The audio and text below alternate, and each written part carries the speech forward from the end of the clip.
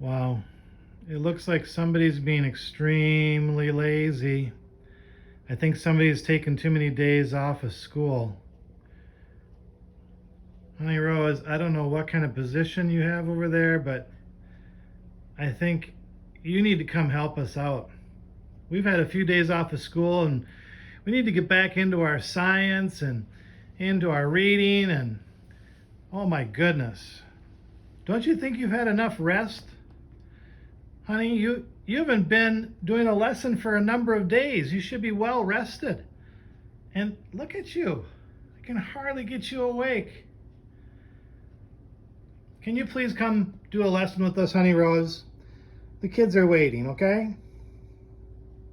All right, come on, honey.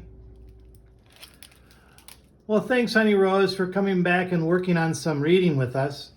I see you found the science book to take a look at. There's some articles in there about matter. Remember, we've been talking about matter a lot with the kids. So let's take a look at some of the articles in there and see if we can find out some more today about the changes of matter. So now that you have that science book, you're able to read for yourself some of the things about matter that we've been talking about. If you look on page 394, I know it's a really big book and there's a lot of information in here. There's a lot of chapters. We only use a part of it this year, and we're focused now on this main part here about matter. So you have to turn all the way to page 394 if you want to follow along with this, but it gets into this idea of physical change and chemical change. And if you remember with Mr. Van Horn, he was doing some things with physical change and chemical change. Yeah, that's right, Honey Rose. This is the page we're working on. So you can see here the title, So Different Yet the Same. It says, you get a juice pop from the freezer. As you eat the pop, it begins to drip. What causes this physical change to take place in your frozen treat? The sticky juice dripping down your arm is caused by a change in state. A change in state is a physical change that takes place when heat energy is added or removed from matter. So if it's dripping down, beginning to drip, and is taken from a freezer, we're adding heat to that matter, causing it to melt. When you take a juice pop out of the freezer, the pop begins to warm up. You're adding heat to it. As a result, the solid juice begins to melt. Melting is a change in state from a solid to a liquid. It takes place when heat energy is added to a solid. So that's what we were doing. We're adding heat to a frozen treat, and it was causing this physical change. Physical changes are the ones that we most commonly see. They're the ones that are easy for us to understand. It says here, evaporation is also a change in state from a liquid to a gas. It takes place when heat energy is added to a liquid. When the water in a melted juice pop evaporates, sugar, syrup, and food coloring are left behind. You can make your own pops by freezing liquid juice. Freezing is a change in state from a liquid to a solid. It takes place when heat energy is removed from the liquids. So when you take away heat, that's when freezing takes place. When you add heat, that's when melting takes place. That makes sense, doesn't it? We add heat, things melt. We take away heat, and it freezes. That's right, Honey Rose. You are showing two examples of physical changes. You see here, Honey Rose took her milk bone and she changed it physically by breaking it apart into smaller pieces. That's a physical change. She also took, oh, look what you're doing over here. You're working on your boat, it looks like, and she folded up the aluminum foil to make a physical change. She changed the shape of that. That's an interesting boat idea. I wonder how that's going to float when we try that experiment again with our pennies. But I do agree with you, Honey Rose. That's a change, that's a physical change by folding and changing its shape. And this one is a physical change because you broke it apart into pieces. I bet you want to turn that into a chemical change by getting it into your stomach, don't you? Yeah, that's kind of what I thought. Well, here you go, Honey Rose. Now, Honey Rose is turning that into a chemical change by going into her stomach. It's changing into something else inside of her.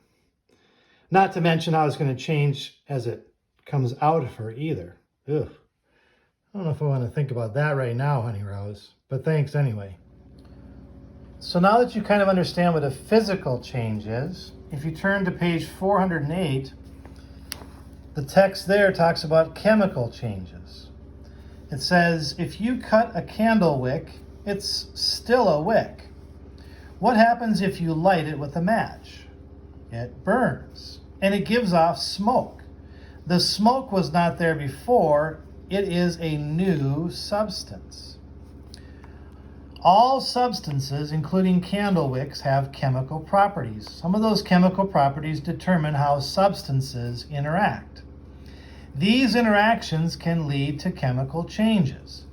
A chemical change, oh, there's that word finally. A chemical change takes place when a substance changes into an entirely new substance. Oh, there's the difference.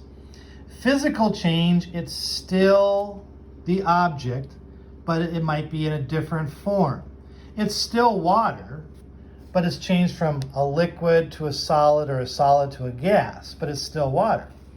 If something changes into an entirely new substance, then it's said to have a chemical change.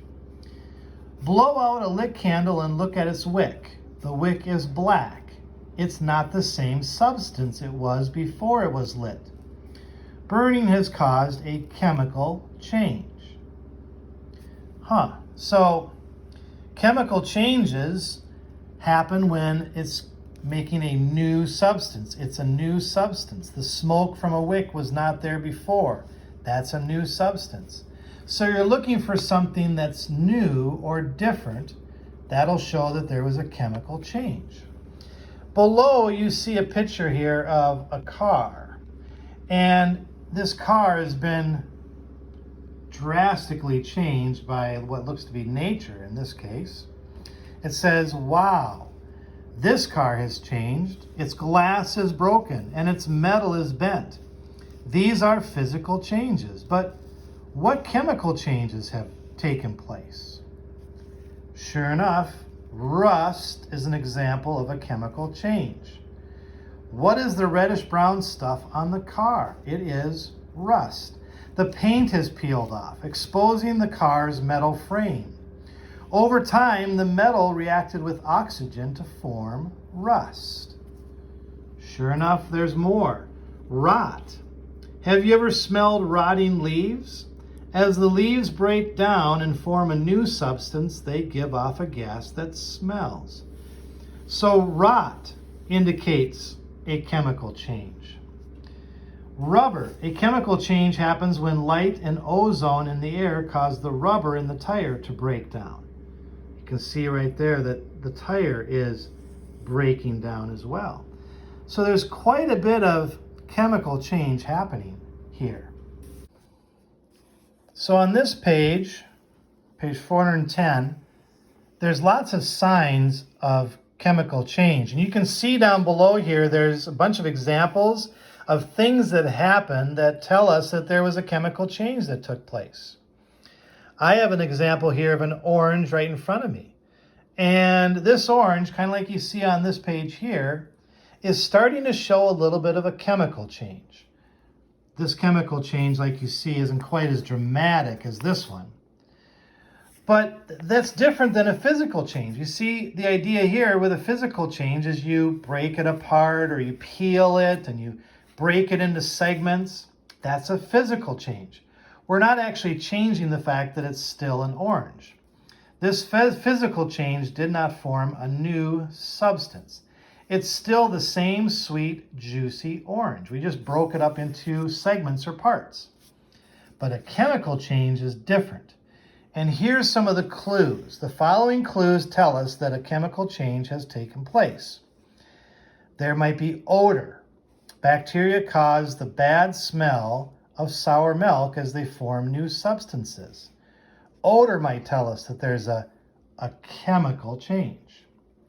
Also, the color might change. Sunlight shines on billboards, causing the colors to chemically change and fade. That's another clue. Maybe light. Light from a campfire or a firefly shows that chemical changes have taken place. Light can be a clue for chemical change. Heat is another clue that there's a chemical change. Burning is a chemical reaction. When materials burn, they give off heat. And finally, gas bubbles. Adding baking soda to vinegar causes gas bubbles to form. So these clues tell us that there might be a chemical change happening. Well, when I looked at my orange, I noticed it's nice and orange colored and looking solid and decent, except for, something's starting to happen right there. This clue goes along with the color. The color is starting to change. I'm starting to have something happen right on this part of the orange. If I were to let this sit for another day or 2 or 3, this would continue to change. And it might end up having this look like you see here. It says you don't want to eat this orange. The mold causes a chemical change, forming new substances that are not safe to eat. So eventually this orange would start to rot. Remember, rot is one of those indications of a chemical change. So looking at that orange, there might be some rot that's starting to happen. I had to stop for a second because Honey Rose had one more experiment that she wanted to share with you. She was working on an experiment with chemical change, and she had left out some cheese. And over time, you can see now that this cheese is starting to get a chemical change. That chemical change is starting to mold. And mold is changing the cheese, you can see it there, by its color. Now, Honey Rose, I know you're so excited to take care of this for us and eat it, but it probably isn't very smart for you to do that. So I'm going to find a piece that's not quite so moldy as this piece here, but that is another example of chemical change. So as you were working on that assignment with Mr. Van Horn on Seesaw, maybe this now gives you some more ideas, things that you can add to your page about physical change versus chemical change. You can see Honey Rose also is pretty excited about her boat experiment. She's been busy trying to get this to float and get ready for her pennies. So good luck with that this afternoon as well, and we will see you again tomorrow.